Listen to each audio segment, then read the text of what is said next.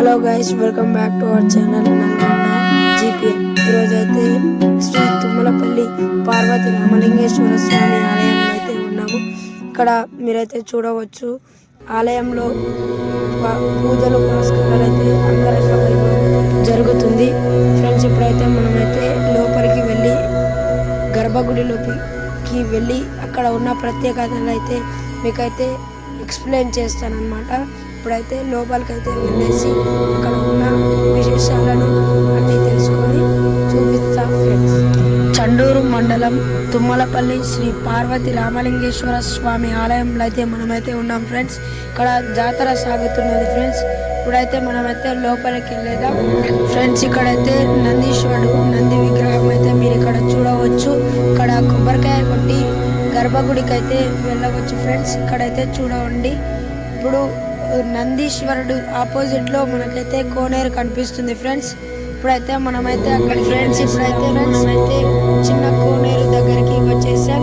ఇక్కడ భక్తులందరూ స్నానాలు చేసుకొని దేవుని దర్శనానికి వెళ్తే కొన్ని కోరికలు నెరవేరుతాయని భక్తులు నమ్ముతారు ఫ్రెండ్స్. ఇక్కడైతే చాలా మంది స్నానాలు చేసి దేవుని దర్శనానికి వెళ్తారు ఫ్రెండ్స్. సృష్టి సారం విధి లిఖితం మోక్షదక్షం సుభిక్షం గంగాంగం దివ్యలింగం గజముఖ వినుతం. స్నానాలు చేసిన తర్వాత రైట్ సైడ్ లో ఉన్న శ్రీ రేణుకాయని దర్శనం చేసుకున్న తర్వాత శ్రీ వీరభద్ర స్వామి దర్శనం చేసుకుని తర్వాత గర్భగుడిలోకి వెళ్తాం. మళ్ళీ దేవాలయం అన్నమాట. గర్భగుడి రైట్ సైడ్ లో ఉందన్నమాట. ప్రత్యేకంగా దేవుడు అయితే ఇక్కడ మనుషులని భక్తులు చాలా మటుకు నమ్ముతారు. ఇక్కడికైతే చాలా మంది వచ్చి పూజలు చేస్తారు. ఇక్కడైతే వీరభద్ర స్వామి గుడి, వీరభద్రుడు కొత్తగా నిర్మించిన గుడి అన్నమాట. ఇక్కడికైతే రావచ్చు, వచ్చి ఏ మొక్కులున్నా అన్ని తీర్చుకోవచ్చని ప్రజలైతే చాలా వరకు నమ్ముతున్నారు. మనకైతే వీరభద్ర స్వామి రైట్ సైడ్లో వినాయకుడు గుడి ఉందన్నమాట. తుమ్మలపల్లి శ్రీ రామలింగేశ్వర స్వామి గర్భగుడిలో మరియు ఇక్కడ కూడా 2 విగ్రహాలు ఉండవచ్చని మనమైతే తెలుసుకుంటున్నాం.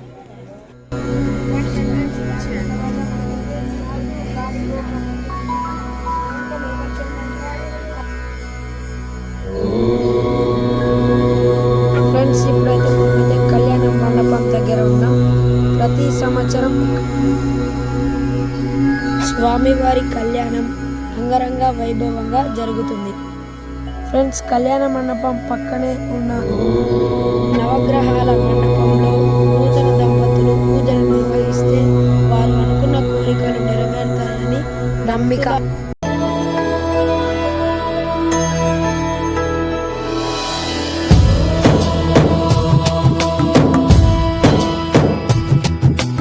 ఓంకారం సృష్టి సారం విధి లిఖితం మోక్షదక్షం సుభిక్షం గంగాంగం దివ్యలింగం గజముఖ వినుతం సాన్నపూర్ణ సమక్షం వేదార్థం వ్యాసపీఠం సురముని సహితం శాంతికాంతం సుఖాంతం విశ్వేశం చిత్ప్రకాశం శ్రితజన వరదం కాశీనా. అయితే మన గజస్తంభం ఆపోజిట్ లో మన పెద్ద శ్రీ ఆంజనేయ స్వామి గుడి అయితే ఇక్కడ నిర్మించబడింది.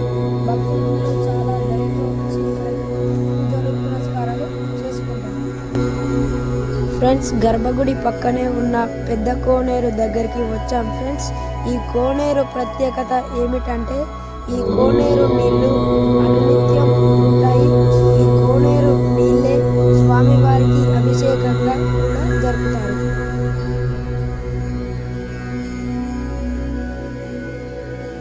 ఈ కోనేరు పక్కనే ఉన్న గణపతి స్వామి దర్శనం చేసుకున్న తర్వాతనే శ్రీ రామలింగేశ్వర స్వామి దర్శనానికి వెళ్తారు.